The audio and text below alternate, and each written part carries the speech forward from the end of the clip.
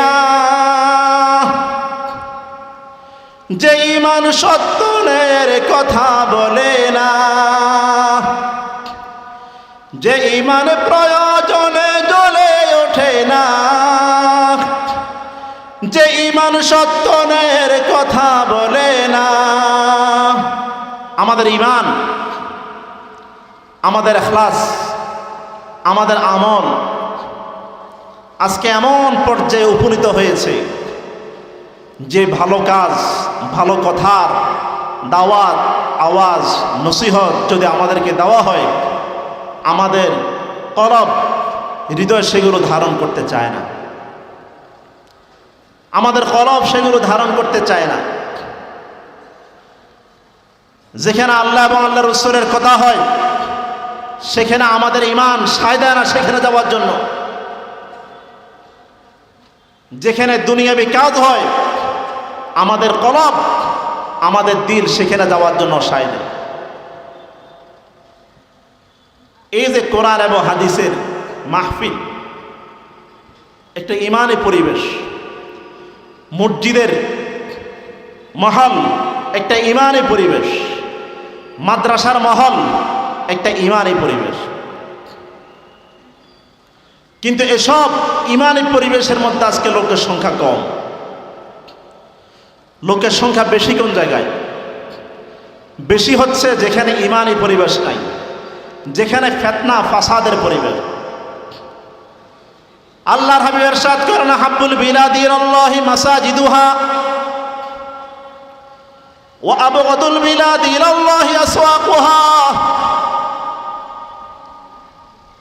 আল্লাহর নবী জনাবে মুহাম্মদ রাসূলুল্লাহ সাল্লাল্লাহু আলাইহি ওয়াসাল্লাম ইরশাদ করেন, হে আমার উম্মতেরা শোনো, হাব্বুল বিলাদি ইলাল্লাহি মাসাজিদুহা, আল্লাহর এই জমিনের মধ্যে সবচেয়ে উৎকৃষ্টতম জায়গার নাম হচ্ছে মসজিদ। এই পৃথিবীতে সবচেয়ে উৎকৃষ্টতম জায়গার নাম কি ভাই? মসজিদ। ওয়া আবগাদুল বিলাদি ইলাল্লাহি আসওয়াকুহা, আর এই পৃথিবীতে সবচেয়ে নিকৃষ্টতম জায়গার নাম হচ্ছে বাজার। রাসূল সবচেয়ে উৎকৃষ্টতম জায়গা কি এবং সবচেয়ে নিকৃষ্টতম জায়গা কি, দুটোটার পরিচয় আল্লাহর হাবিব হাদিসের মধ্যে তুলে ধরেছে। বর্তমান বাস্তবতা আমাদের সামনে দেদীপ্যমান, সূর্যের ন্যায় স্পষ্ট। আজকে সবচেয়ে উৎকৃষ্টতম জায়গা মসজিদের মধ্যে লোকের সংখ্যা বেশি, নাকি সবচেয়ে নিকৃষ্টতম জায়গা বাজারের মধ্যে লোকের সংখ্যা বেশি? কোথায় ভাই? বাজারে। আমাদের বাংলাদেশের মধ্যে দুই জায়গার মধ্যে লোক বেশি দেখা যায়, এক হলো বাজারে আর এক হলো মাজারে। এক হলো বাজার আর এক হলো কোথায়? মাজারে। মাজারে যে মানুষ পীরের নিকট এটা চায়, সন্তান হয় না, সন্তান চাইতে যায়, কার নিকট চায়? মাজারে যায়। একটা মৃত মানুষের নিকট চায়। মৃত মানুষ কি কোনো কিছু দিতে পারে? দিতে পারে না। হাদিসের মধ্যে এসেছে, আল মাইয়িতু ফিল কবর কাল গরীকি ফিল বাহর। একজন মানুষ সাগরে যখন ডুবে যায় তখন সে বাঁচার জন্য হাত দিয়ে এটা সেটা খুঁজে তালাশ করে কোনো গাছ পাওয়া যায় কিনা। ঠিক একজন মানুষ যখন কবরে চলে যায় এইভাবে সে অপেক্ষায় থাকে তার আত্মীয় স্বজন তার কবর সওয়াব রেসানি করবে। সে তো আপনার সওয়াব রেসানোর অপেক্ষায় থাকে, আপনি তার থেকে কি চাবেন? আপনি তার থেকে কি চাবেন? এজন্য মিরপুর শাহ আলী মাজার, মিরপুর শাহ আলী মাজার, চট্টগ্রাম শাহজালাল মাজার, যত মাজার হোক কোন মাজারের মধ্যে সেজদা দেওয়া জায়েজ নাই। যদি কোন ব্যক্তি মাজারের মধ্যে সেজদা দেয় সাথে সাথে তার ঈমান চলে যাবে, সাথে সাথে তার ঈমান চলে যাবে। এজন্য বলতেছিলাম, বর্তমান আমাদের সমাজে দুই জায়গা লোক বেশি দেখা যায়, এক হলো বাজার আর এক হলো মাজার। আর সবচেয়ে উৎকৃষ্টতম যে জায়গা মসজিদ, মসজিদের মধ্যে লোকের সংখ্যা কম। আল্লাহর হাবিব জনাবে মুহাম্মদ রাসূলুল্লাহ সাল্লাল্লাহু আলাইহি সাল্লাম এক হাদিসের মধ্যে বলেছেন, কিয়ামত সংঘটিত হওয়ার আগে অনেক বড় বড় আলামত প্রকাশ পাবে। বড় বড় আলামত প্রকাশ পাওয়ার আগে অনেক ছোট ছোট কিছু আলামত প্রকাশ পাবে। বড় বড় আলামত কি? ইদাস সামাউ ফাতারাত ওয়া ইদাল কাওয়াকিবু তাসারাত ওয়া ইদাল বিহারু ফুজ্জিরাত। রব্বুল আলামিন ইরশাদ করেন, ইদাস সামাউ ফাতারাত, যখন আকাশ ফেটে ফেটে পড়বে, ওয়া ইদাল কাওয়াকিবু তাসারাত, আকাশের নক্ষত্রগুলো ফেটে ফেটে খসে খসে পড়বে। ওয়া ইদাল কাওয়াকিবু তাসারাত ওয়া ইদাল বিহারু ফুজ্জিরাত, যখন সাগর সমুদ্র থেকে আগুন প্রজ্বলিত হবে। কিয়ামতের আগে প্রশান্ত মহাসাগর, আটলান্টিক মহাসাগরের মাঝখান থেকে আগুন প্রজ্বলিত হবে। যেটা এখনই হচ্ছে যে বিগত কয়েক মাস আগে আমেরিকার লস অ্যাঞ্জেলেসে আগুনের দাবানল ছড়িয়ে পড়েছে। সাগরের মাঝখান থেকে আগুন ছড়িয়ে পড়ছে। কিয়ামতের আলামত এগুলো বড় বড় আলামত। আরো অনেক আলামত আছে। এক হাদিসে 11টা, আরেক হাদিসে এসেছে 9টা। যাক, সেদিকে যাচ্ছি না। কিয়ামতের বড় বড় আলামত প্রকাশ পাওয়ার আগে ছোট ছোট কিছু আলামত প্রকাশ পাবে। এর লিস্টটি অনেক লম্বা।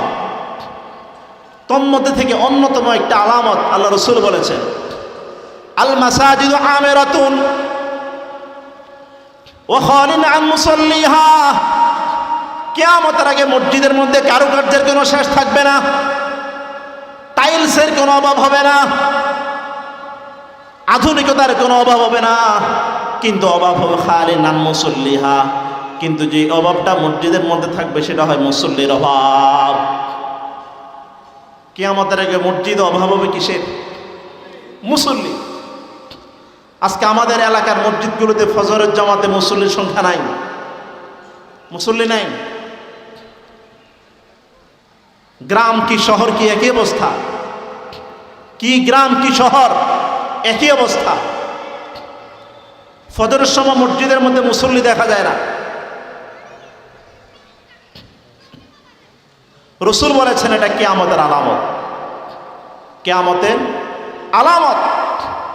রাসূল বলেছেন, মা উমিরতু বিতাশয়ীদিল মাসাজিদ, মসজিদকে কারুকার্য করার জন্য দুনিয়াতে আমি আদিষ্ট হই নাই। বিশ্বনবীর মসজিদে নববীতে নামাজ পড়তেন, সেইটা দিলে কপালের মধ্যে কাদা কাদা কাদা লেগে থাকতো, মাটি লেগে থাকতো। পরবর্তীতে হযরত ওসমান গনি রাদিয়াল্লাহু তাআলা আনহু মসজিদে নববীকে সম্প্রসারিত করেছেন, কিন্তু এর আগ পর্যন্ত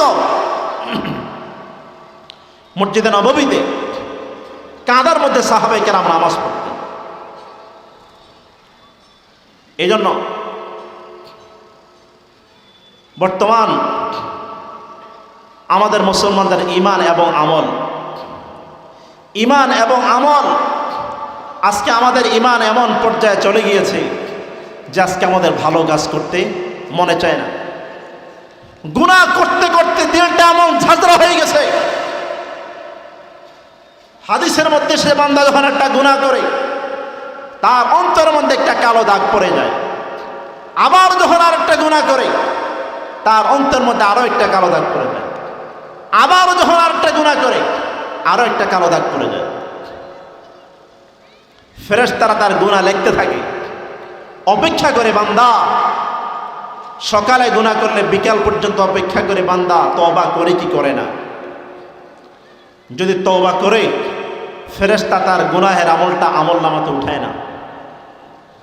আর যদি বান্দা তওবা না করে, তার আমলনামাতে গুনাহের লিস্টের মধ্যে তার গুনাহের লিস্টটা উঠে যায়। এইভাবে গুনাহ করতে করতে মানুষের দিলটা যখন ঝাঁঝরা হয়ে যায়, তখন তার ভালো কথা শুনতে ভালো লাগে না, কোরআন হাদিসের কথা বললে ভালো লাগে না, ওয়াজ নসিহত তার ভালো লাগে না। ম্যালেরিয়া রোগে আক্রান্ত ব্যক্তিকে আপনি দামি বিরিয়ানির প্যাকেট দেন, হাজি বিরিয়ানির প্যাকেট দেন, গরু গোশত দেন, শুটকি তরকারি দেন, তার নিকট একই মনে হবে। কেন? তার রুচি নষ্ট হয়ে গেছে, তার রুচি নষ্ট হয়ে গেছে। ঠিক বর্তমান আমাদের ইমানের অবস্থা এমন, গুনাহ করতে করতে আমাদের অন্তরটা ঝাঁঝরা হয়ে গেছে। বিন্দু পরিমাণ জায়গা সেখানে খালি নাই যেখানে আমাদের নেক আমল বসতে পারে।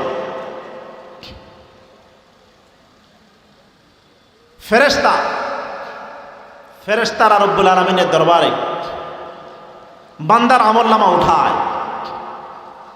বান্দার আমলনামা ফেরেশতারা আল্লাহর দরবারে উঠানো মোট 3টা মারহালা। নাম্বার 1 বাৎসরিক, নাম্বার 2 সাপ্তাহিক,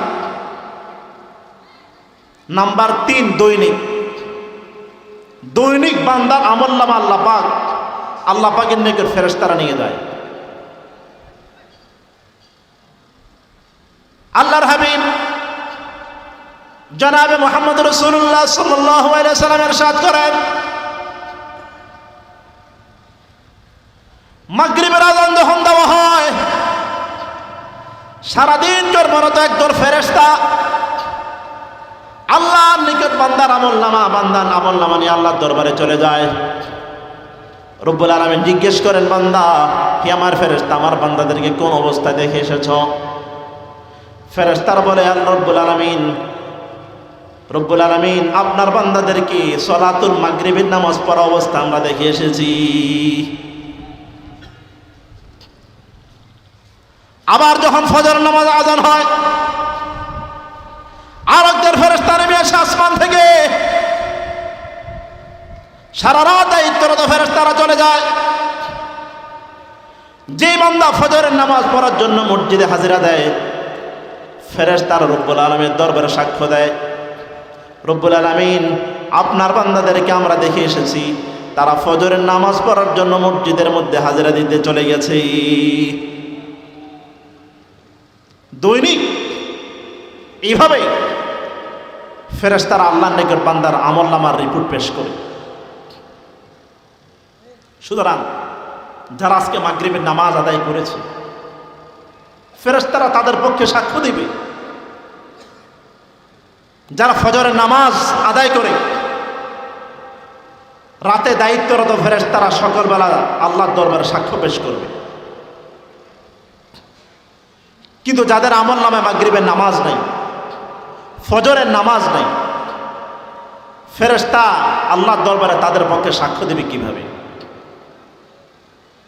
রাসূল বলেছেন, মুমিন এবং মুনাফিকের মধ্যে অন্যতম আলামত হচ্ছে সলাতুল ইশা এবং সলাতুল ফজর। সলাতুল ইশা এবং সলাতুল ফজর।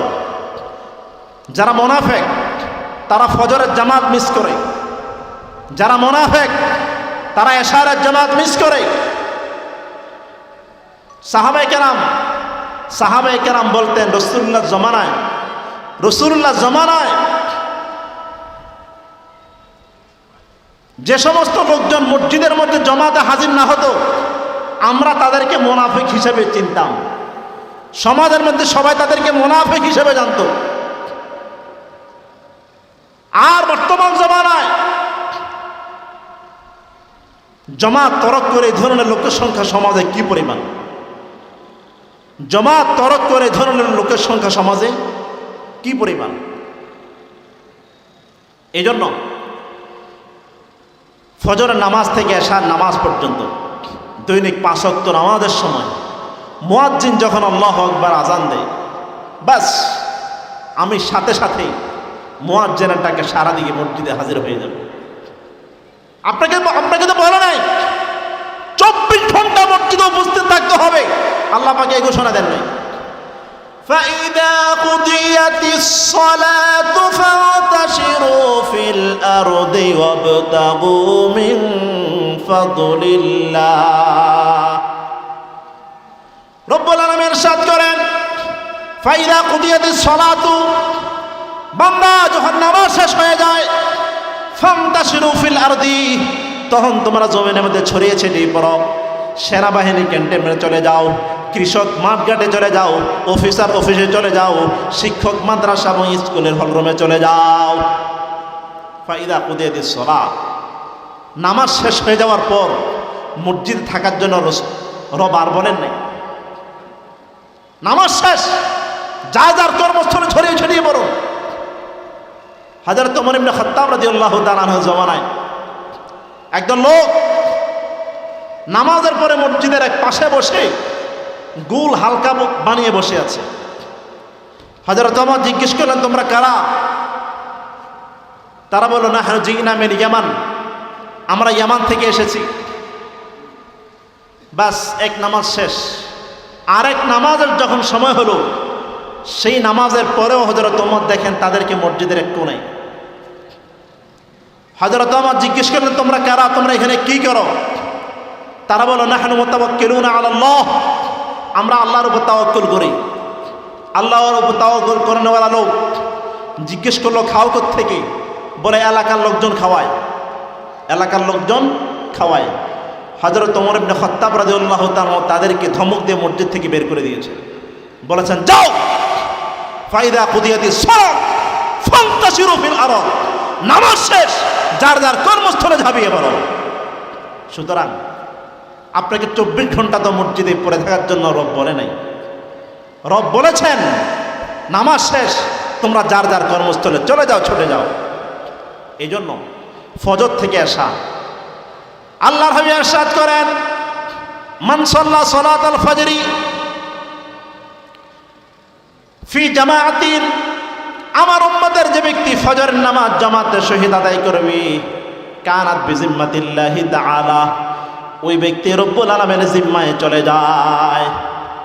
যে ব্যক্তি ফজরের নামাজ জামাতে শহীদ আদায় করবে, আল্লাহ রাসূল বলেন সারা দিনের জন্য আল্লাহর জিম্মায় চলে যায়।